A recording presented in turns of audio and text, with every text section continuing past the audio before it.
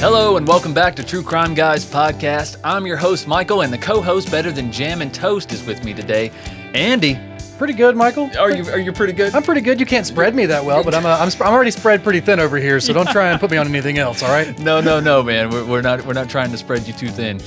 But guys, we're glad that you can join us again. If you're watching us on YouTube, don't forget to hit that like and subscribe button, and as well as that notification bell so you can know what the hell we're doing over here, because we are uploading new things on the daily, Andy. On the daily. Am I exaggerating? Oh, no, I'm definitely getting those notifications now. That's right.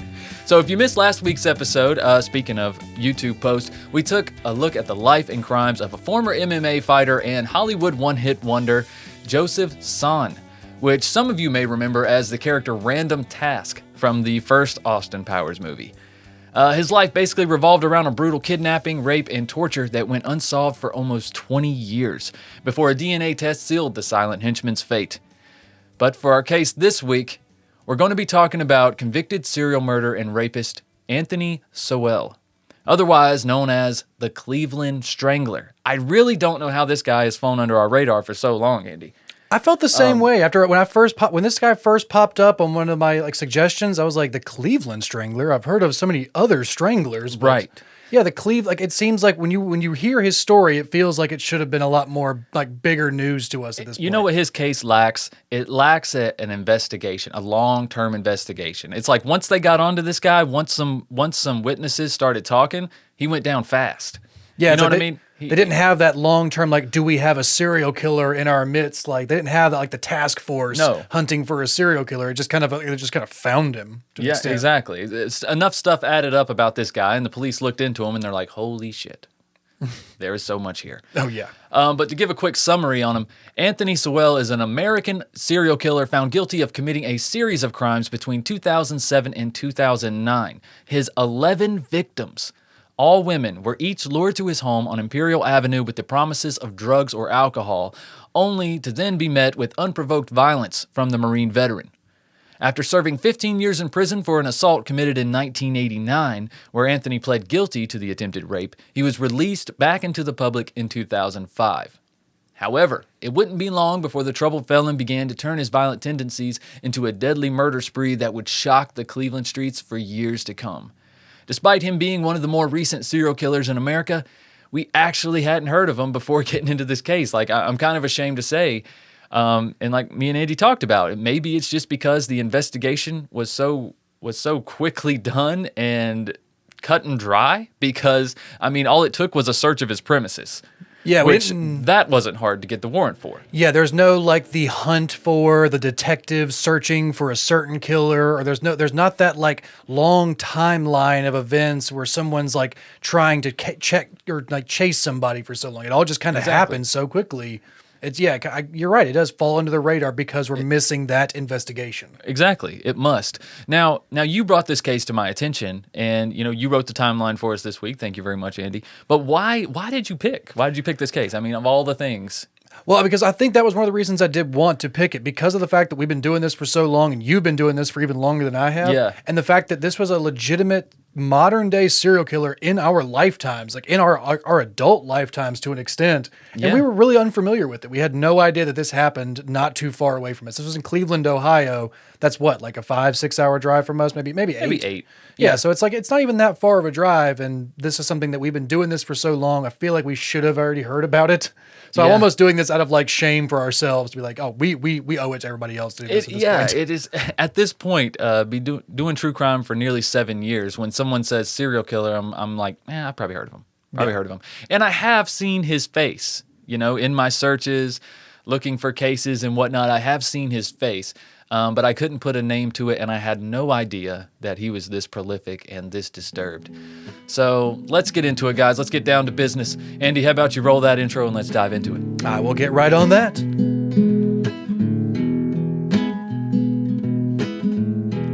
Little do we know he was there the whole time. How could we know he was there the whole time?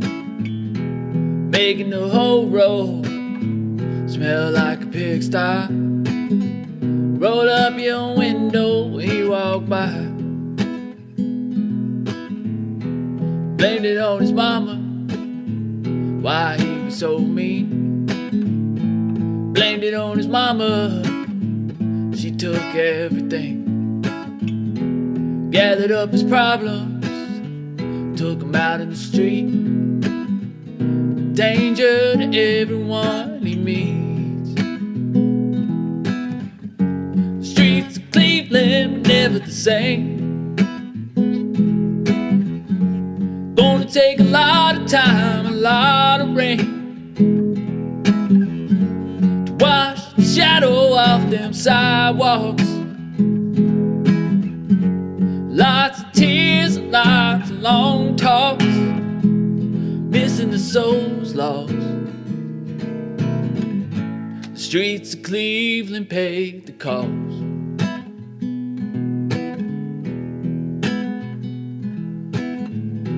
Said he was crazy, but crazy don't hide. Said he was crazy, but he knew inside. He's long past angry, somebody had to die. But that ain't crazy, 'cause crazy don't hide. Streets of Cleveland were never the same. Gonna take a lot of time, a lot of rain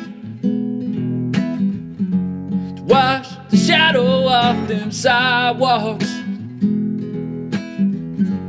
Lot of tears, a lot of long talks, missing the souls lost. The streets of Cleveland paid the cost.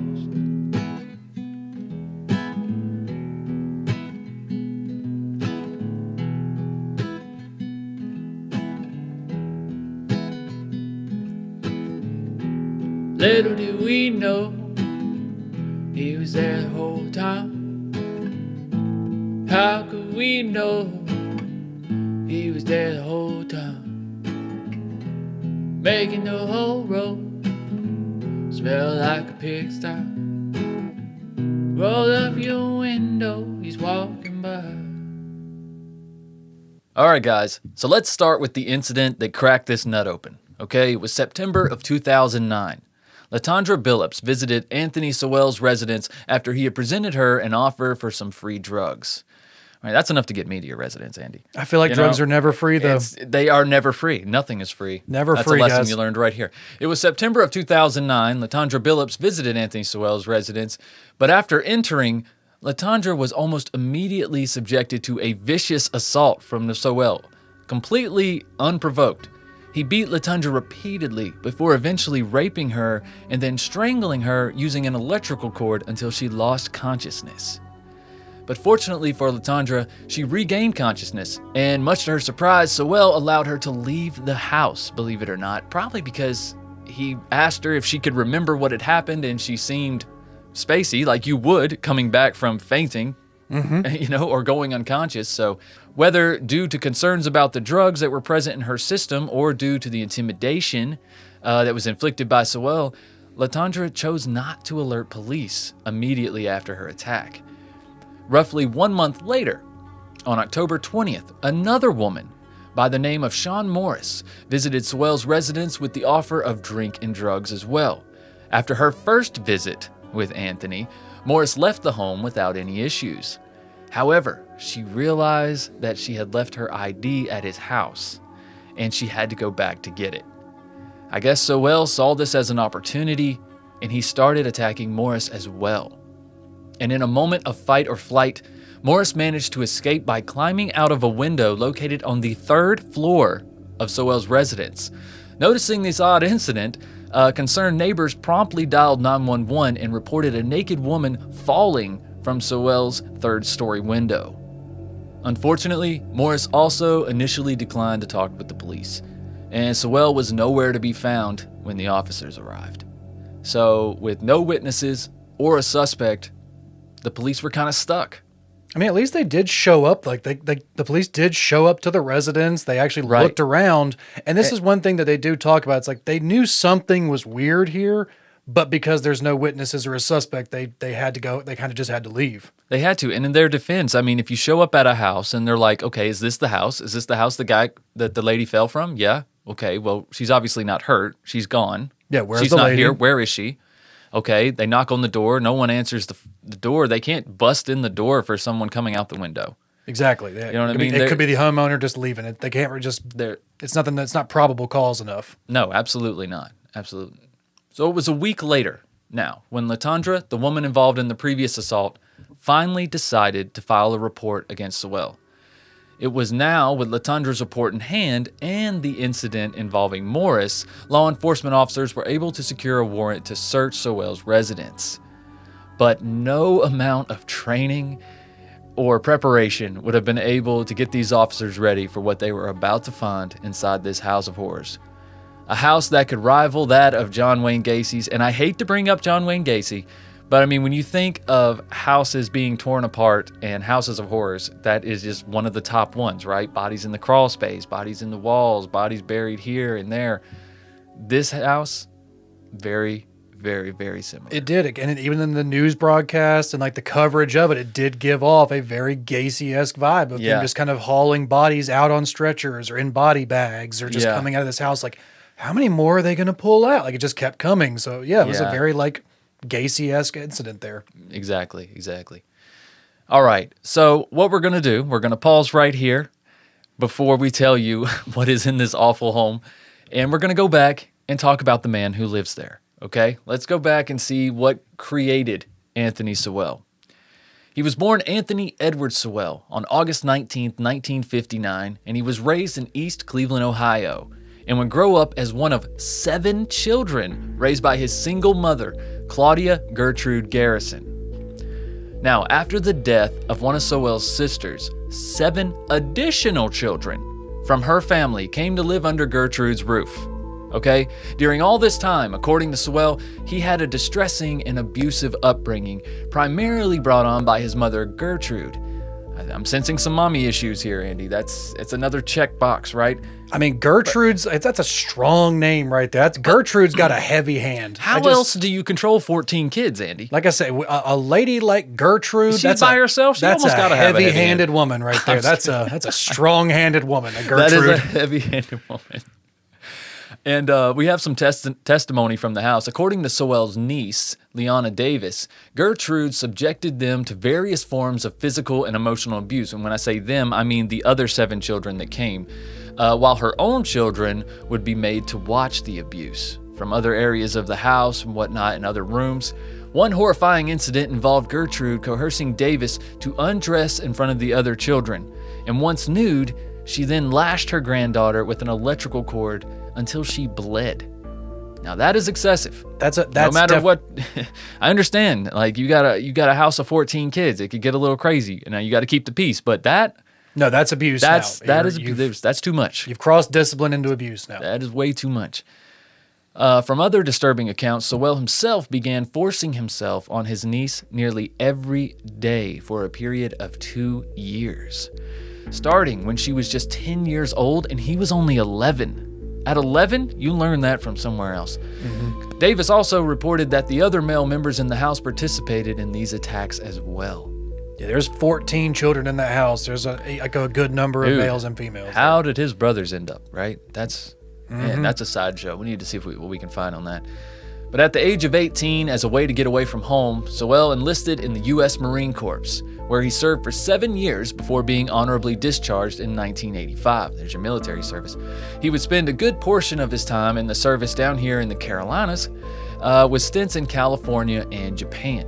Unlike other serial killers, though, he did pretty well in the military. For like a 7-year stint, he did relatively well there. Actually, most of the serial killers did do well in the military.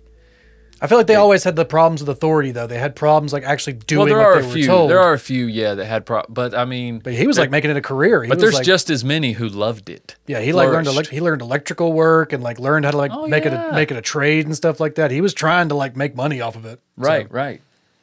But upon his discharge from the Marines, Anthony would return to Cleveland. Once back in his hometown, Sowell quickly began racking up a criminal record. His first offenses were fairly minor, involving drugs and alcohol, but it wouldn't take long for him to turn to domestic violence. In 1989, Anthony's true nature became evident. During an evening spent together, a woman who happened to be 3 months pregnant at the time tried to leave Sowell's residence, and Anthony snapped. He restrained her hands and feet using a tie and a belt before gagging her with a piece of cloth. The victim of the attack would later express that, quote, "He exerted severe pressure around my throat, causing a tingling sensation throughout my body. I genuinely believed my life was in imminent danger," end quote. That feels like a court testimony. That seems like a legal testimony to an extent. It does. It's very legal-esque in the wording. Yes, it is. I'm sure that was her court testimony. Subsequently, in 1990, Anthony was brought to trial and faced multiple charges of kidnapping, rape, and attempted rape. Anthony would plead guilty to the attempted rape charge and would have to serve 15-year prison term for his crimes before being released in 2005, which we touched on earlier. Now, Sowell found work off and on around town before landing himself in a local factory, where he would stay until 2007. After losing that job, he began collecting unemployment benefits, and then it was kind of all downhill from there. He never really got a regular job ever again. It was around this time that Anthony would move into the house on Imperial Avenue, the House of Horrors. Setting himself up in an already poverty and crime-stricken area of Cleveland, Sowell would begin to quickly show his true colors. Anthony did somehow manage to live a somewhat normal and unsuspecting life, even going so far as to begin a romantic relationship with one of the nieces of the then mayor of Cleveland. A woman who would go on to tell investigators that the time she would visit Sowell's home, she would be hit with an overwhelming stench that seemed to envelop the house, and it was even noticeable from the street. Sowell would originally blame this odor on his stepmother, who had lived with him temporarily at the home on Imperial Avenue. But after she would move out, Anthony then began to blame the smell on the meat shop next door. Old Ray's Sausage Shop. How dare he? I was going to tell you about this. I didn't really put it in the timeline, but these guys paid thousands of dollars, like $20,000 to like $30,000 To fix the smell? to try and figure out what the smell was, to try and clean the plumbing, to try and clean the grease traps, to try and clean out everything they could to fit. Because they were like, it's got to be us. Like we make sausage. It's got to be something. Right? We're a butcher. It's got to be something here. But There's a drain clog somewhere. We got to figure it out. But yeah, they spent like $20-something thousand trying to figure it out. They were taking the blame for the smell for a while. Yeah, but it never dissipated. Oh no, it was just like, what do we have to do? Why is it still here? But eventually they do find the source of that stench.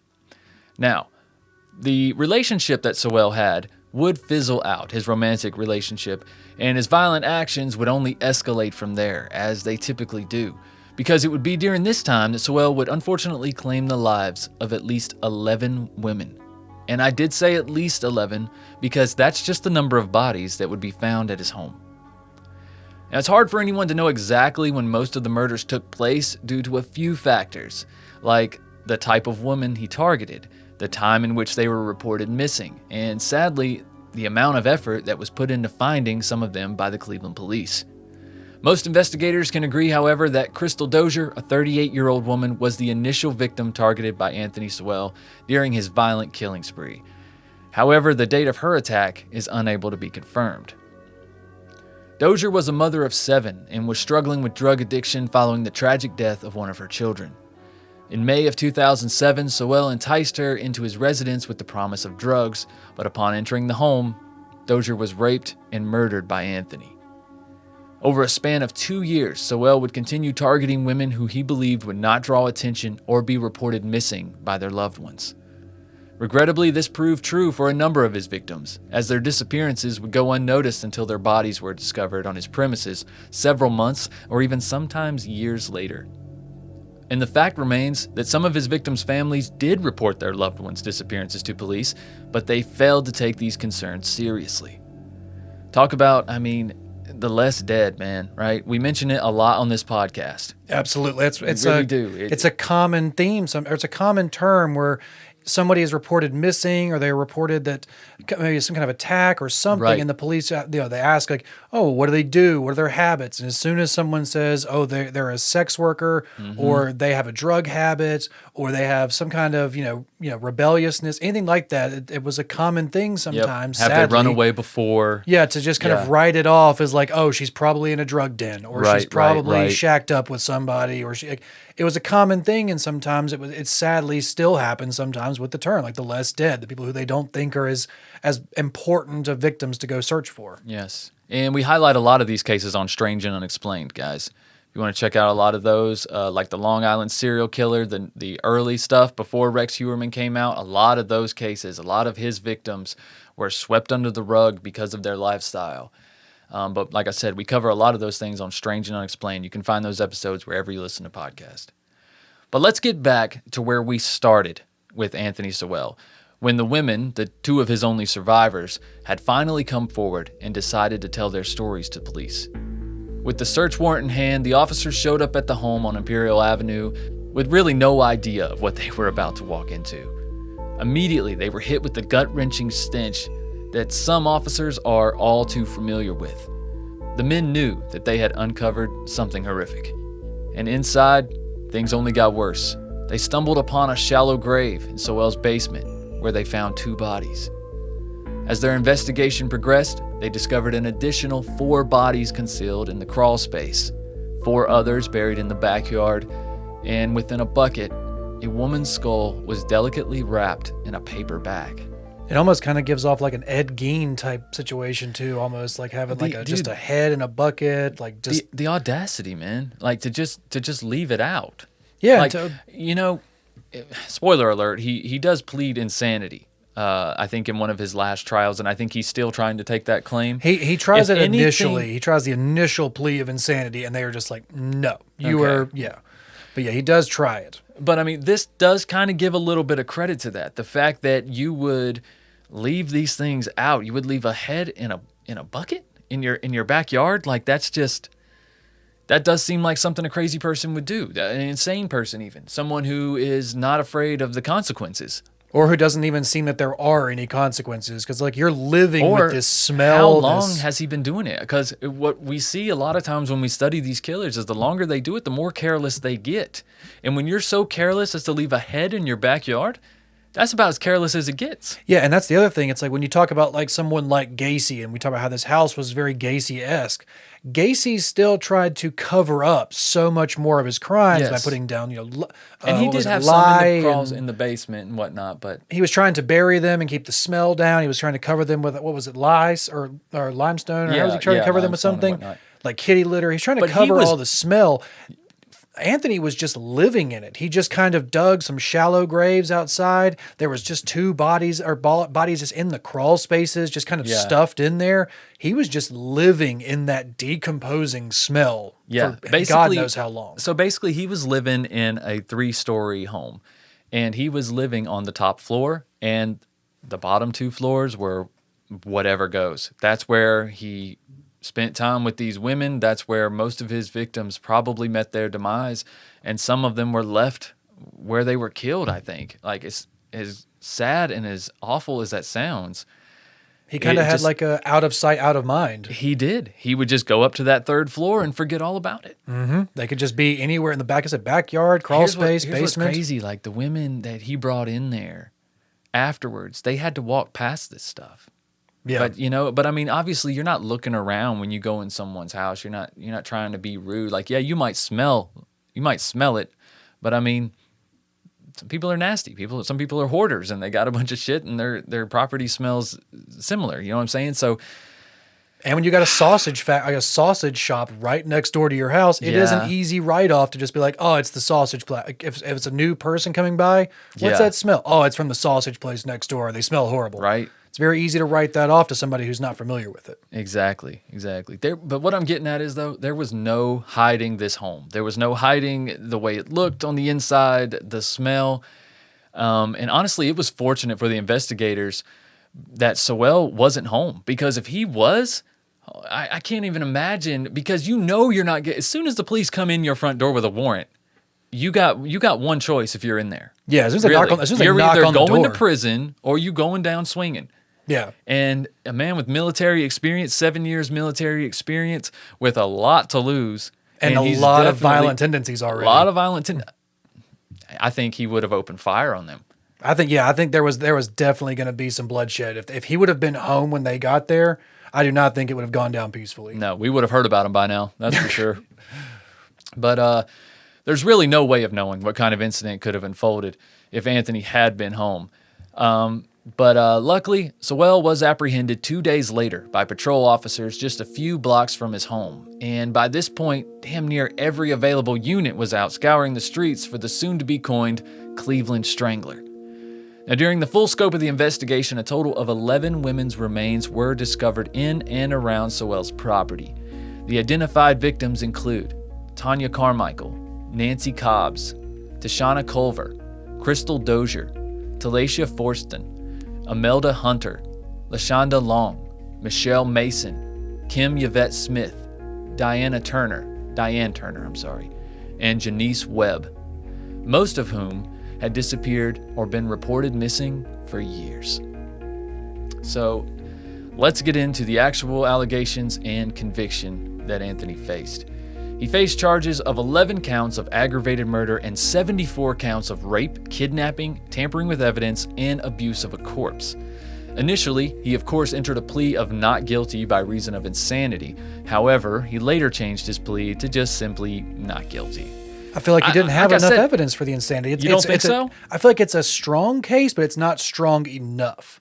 It's definitely not strong enough, but it's his only choice. He was still trying to live a normal life. It's like he wasn't only doing this. It's like he was still trying to go make money, to go out and meet people and go out in life. So you didn't have like the Ed Gein-ness of it of being like, this is all he does. Like he's just kind of gone into this now. Like Right. He's making furniture out of them, right? Yeah. That in that sense, yeah, that's definitely insanity. That's a lot easier to get the insanity plea. Or like a Richard Chase type character. It's like you clearly have a mental disorder where you're hearing voices, people are telling you to do these things. Right. Herbert Mullins. Yeah, he couldn't really pull that off when you're clearly trying to go also live a normal life. Exactly. But on July 22nd, 2011, he was found guilty on all but 2 accounts, including the murders of the 11 women whose bodies were discovered in his residence in 2009. Subsequently, on August 10th, the jurors recommended the implementation of the death penalty. The following day, Judge Dick Ambrose upheld the jury's recommendation, and consequently, on September 14th, Sowell was placed on death row and incarcerated at the Chillicothe Correctional Institution. Now, during Sowell's trial and incarceration, multiple previously unsolved cases were reopened, dating all the way back to the mid-1980s, specifically before Sowell's initial 15-year prison stint. So far, however, none of these have turned up any solid leads connecting them to the Cleveland Strangler. But with the incarceration of Anthony Sowell, one of the darkest chapters in Cleveland's history had finally come to a close, and the people who were the most in danger of this deadly predator were finally safe to walk the streets again. The crimes committed by Anthony Sowell in the subsequent trial had a profound and enduring impact, not only on the city of Cleveland, but also on a wider scale.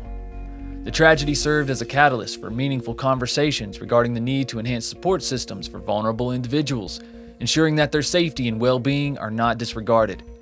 Moreover, it shed light on the imperative need for systemic reform within law enforcement agencies. However, amidst the grim circumstances, some may argue that there is a small glimmer of positivity. Despite multiple appeals, all of which were either denied or overlooked, Anthony Sowell passed away in prison in 2020 due to an undisclosed illness while awaiting his execution. Probably COVID. You know, he probably got the vid. I mean, it's 2020, right in the middle of it. He's what was he? Probably like about 60 years old at this point. Black man in prison, probably not getting the best health care. I hope COVID got his lungs and then he couldn't breathe. Yeah, I feel like he did to all those people. I hope the Cleveland Strangler got suffocated by COVID. Right? Like I hope you died of like that would be some poetic justice. You got choked to death by COVID. Yeah, that's what he deserves. But there you have it, folks. The case of Anthony Sowell, a.k.a. the Cleveland Strangler. Probably the only serial killer with a moniker that we haven't covered yet, aside from like the Toy Box Killer, which I'm not excited about that one. I just don't want to have it in my brain. Even though it won't stay there long, Andy. But he's one of the more recent, yet still lesser known serial killers, really, of the 21st century. A story that, both of us were shocked that we had never heard before, like we said, and one that we hope gets a little more light in the future. Because it's our hope that cases like this continue to become a thing of the past, and not something that these people who live in these more vulnerable lifestyles should have to worry about. Because the truth of the matter is, everyone deserves those rights, the rights of safety, right? The rights of freedom and to make money and be happy. And everyone deserves the same amount of effort put into their disappearance, their death, Yes. It needs to be that's what they're talking about with the systemic change. Like all crimes or all victims need to be treated with the same amount of urgency and manpower Absolutely. and ferocity that could be done for a missing child or something along those lines. Absolutely. All right. Well, Andy, you got anything else for this week? I do not, my man. I got some. We got some Oh My Gaia stuff I can probably you got talk some about Oh My because I think Gaia? I think I'm sweating in here a little bit right now. I think we need to talk about some fresh scents we could get going up in here. Indeed. Are you wearing? What scent are you wearing today, Andy? I'm still got that True Crime Pine. Oh, you like I got that it, True I got Crime it in Pine? I got it in the beard and I got it in the pits. Oh, you got it in the beard and the pits. Makes that beard you're so doubling smooth. up on the True Crime Pine. I hear you. It's a great fall scent, guys. If you don't know where to start, check out Oh My Gaia. Oh My Gaia is an innovative, all-natural deodorant, fragrance, and beard oil company specializing in paraben and aluminum-free products. And their innovative line of deodorants inhibit the growth of odor-causing bacteria while still maintaining effectiveness. That's key, right? Your deodorant, you want it to be healthy, but you still want it to work. You still want to smell good.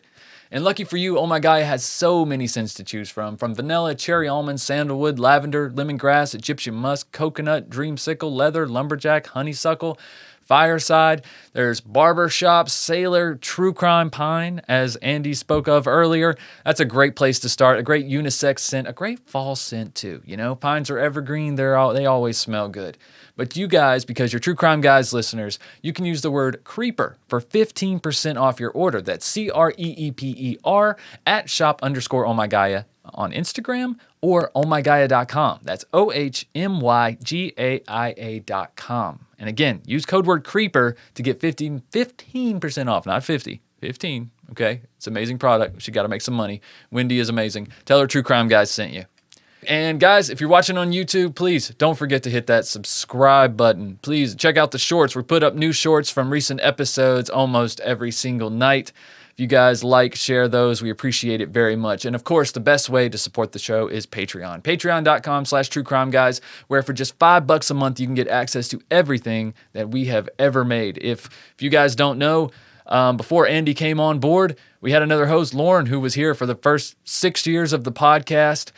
He kind of did the role that I'm in right now as the main host, and I was kind of more of the co-host. You can find all those old episodes. A lot of them are still on the free platform, but you can find our earliest episodes of True Crime Guys from all the way back to January of 2017, I believe, in the vault on Patreon. Again, that's patreon.com/TrueCrimeGuys. So if you guys are looking for so much entertainment, it is there.